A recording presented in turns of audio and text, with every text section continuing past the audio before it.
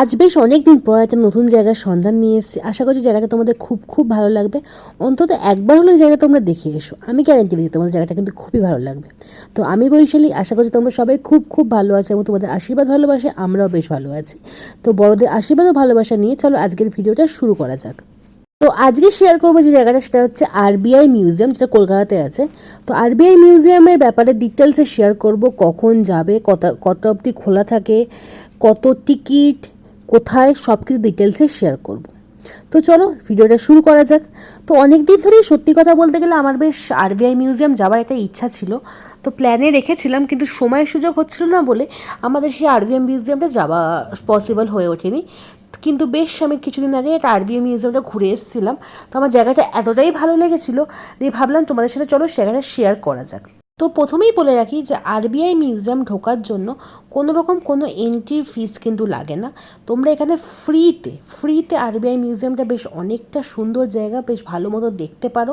তো এখানে কি করতে হবে, ওখানে গিয়ে তোমাদের নাম এন্ট্রি করতে হবে, নাম চাইবে, ফোন নাম্বার চাইবে, কোথা থেকে এসেছো সেটা এন্ট্রি করতে হবে। ব্যাস সেটা এন্ট্রি করলেই কিন্তু তোমরা এই আরবিআই মিউজিয়ামটা বেশ ভালো মতো উপভোগ করতে পারবে। এবং আরবিআই মিউজিয়ামটা সত্যিই অসাধারণ। যারা হিস্টোরিক্যাল জিনিসপত্র পছন্দ করে অথবা যারা মিউজিয়াম পছন্দ করে তাদের কিন্তু এই জায়গাটা অসাধারণ লাগবে। আমার স্পেশালি জায়গাটা এতটাই ভালো লেগেছিলাম, তাই জন্য রেকমেন্ড করবো তোমাদের একবার হলেও জায়গাটা কিন্তু যাওয়া উচিত। তো এখানে কিন্তু তোমরা দেখতে পাবে নানা রকম বিদেশি নোট, বিদেশি কয়েন, বিদেশি সব জিনিসপত্র তো দেখতে পাবেই। তাছাড়াও দেখতে পাবে হচ্ছে আমাদের সেই পূর্ব আমলে বা পূর্বপুরুষদেরা যে কয়েন ইউজ করতো, যেভাবে বেচা কেনা করতো, সব ডিটেলস দেখতে পারবে।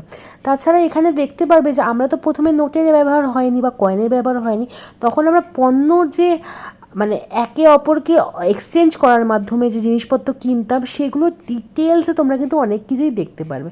তো এই জায়গাটা যদি তোমরা যাও, আমি গ্যারেন্টি দিচ্ছি তোমাদের জায়গাটা ভালো লাগতে বাধ্য। তো এবার চলে আসা যাক যে এই আরবিআই মিউজিয়ামটা ঠিক কোথায় অবস্থিত। আরবিআই মিউজিয়াম অবস্থিত হচ্ছে ডেলহাউসিতে। তো ডেলহাউসি তো নিশ্চয়ই অনেকেই চেন, যারা কলকাতায় থাকো তারা খুব ভালো মতো ইচ্ছা। তো ওখানে গেলেই তোমরা কিন্তু আরবিআই মিউজিয়ামটা পেয়ে যাবে।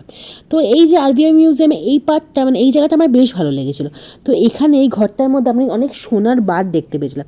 এই প্রথমবার বলতে গেলে আমার সোনার বার নিজের চোখে দেখা। এবার তোমরা নিশ্চয়ই ভাবছো যে এগুলো তো নকল, এগুলো আবার দেখার কী আছে। হ্যাঁ, এগুলো ঠিক কথা, এগুলো কিন্তু নকলই ছিল, কিন্তু এই ঘরের মধ্যেও কিন্তু তোমরা আসল সোনার বার দেখতে পাবে। তো এই জিনিসটা আমার দারুণ লেগেছিল। তো চলো এবার তোমাদের সাথে শেয়ার করি যে সোনার বারটা ঠিক কেমন দেখতে ছিল। তো এই সেই সোনার বার বিভৎস ভারী ছিল, মানে আমি এক হাত দিয়ে তুলতে পারছিলাম না, এমনকি দু হাত দিয়ে তুলতে যথেষ্ট মানে প্রবলেম হচ্ছিল, এতটাই ছিল জিনিসটা ভারী। তার সাথে শেয়ার করা হয়ে গেল যে এন্ট্রি ফিস কত এবং কোথায় অবস্থিত।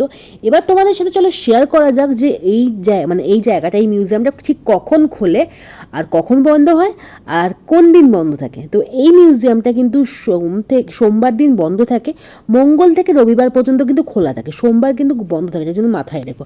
আর এই মিউজিয়ামটা খোলার টাইমিং হচ্ছে সকাল 10টা, এটা কিন্তু 5টা অবধি খোলা থাকে। কিন্তু তোমরা একটু আগেই যাওয়ার চেষ্টা করবে, কারণ আমরা লাস্টের দিকে গিয়েছিলাম। তো লাস্টের দিকে ওরা 15 মিনিট আগে থেকেই কিন্তু বারবার বলে যে এবার টাইম শেষ হয়ে যাচ্ছে। তো 5টা বাজে 5 মিনিট আগে কিন্তু ওরা সবাইকে কিন্তু বাইরে বার করে দেবে। তো এই এন্ট্রিতে ঢোকার পরে তুমি দেখতে পাচ্ছ যে সুন্দর, মানে জায়গাটা এত সুন্দর, একটা ইন্ডিয়ার ম্যাপ ছিল, সেখানে বেশ সব রকম কয়েন অ্যাভেলেবেল ছিল। সব রকম কয়েন বলতে গেলে আমরা যে 10 টাকার কয়েন ইউজ করি, ওইখানে সেই কয়েনটাও পর্যন্ত আমরা খুঁজে পেয়েছিলাম। তো এখানে সেই কয়েন খুঁজে পাওয়া যাবে, ছোটো ছোটো আগেকার দিনে যে নোটগুলো ছিল সেইগুলো পাওয়া, মানে একটা দারুণ এক্সপিরিয়েন্স হয়েছিল এবং খুব ভালো লেগেছিলো জায়গাটা। আর তাছাড়া তোমরা এখানে দেখতে পাচ্ছ আমরা টিভির মাধ্যমে, মানে ট্যাব মতো স্ক্রিন মতো রয়েছে। তো এখানে স্ক্রিনে তোমরা ভালো মতো ডিটেলসে পড়তে পারবে, নানা রকম জিনিস, মানে সব কিছু ডিটেলসে তোমরা পড়তে পারবে। সময় নিয়ে দেখলে তোমাদের বেশ ভালো লাগবে। আর হাতে কিন্তু তোমরা 1 থেকে 1.5 ঘন্টা লেখো, কিন্তু অনেক কিছু দেখার মতো আছে। আর তোমাদের বলে রাখি এখানে কিন্তু 2টো ফ্লোর আছে। ফার্স্ট ফ্লোরটা দেখলে তারপর কিন্তু সেকেন্ড ফ্লোরে তোমাদের যেতে হবে, কারণ সেকেন্ড ফ্লোরে আরও ভালো ভালো জিনিসপত্র আছে। কিন্তু মানে অনেকেই হয়তো ফার্স্ট ফ্লোর দেখে বেরিয়ে যাচ্ছিলো, আমি দেখছিলাম, কিন্তু ওরা বলছেও না। কিন্তু তোমাদের কিন্তু মাথায় রাখতে হবে এখানে কিন্তু সেকেন্ড ফ্লোরও রয়েছে। আর এখানে সব রকম মানে সব কিছুই খুবই দেখার মতো ছিল। তাছাড়া সেকেন্ড ফ্লোরে আরেকটা জিনিস আমার বেশ ভালো লেগেছে, সেটা হচ্ছে নিজের নামে, নিজের ডেট অফ বার্থে নিজের পছন্দ মতন নোট বার করা। এটা আমার জাস্ট এক কথা দারুণ লেগেছিলো। যাই হোক, তোমাদের সাথে এই কথাটাই বলতে চাই যে তোমরা কিন্তু একবার হলে জায়গাটা ভিজিট করো, তোমাদের গ্যারেন্টি দিচ্ছি তোমাদের খুবই ভালো লাগবে। তো আজকের মতো এইটুকু, আবার দেখা হবে নেক্সট ভিডিওতে। তো রাধে রাধে।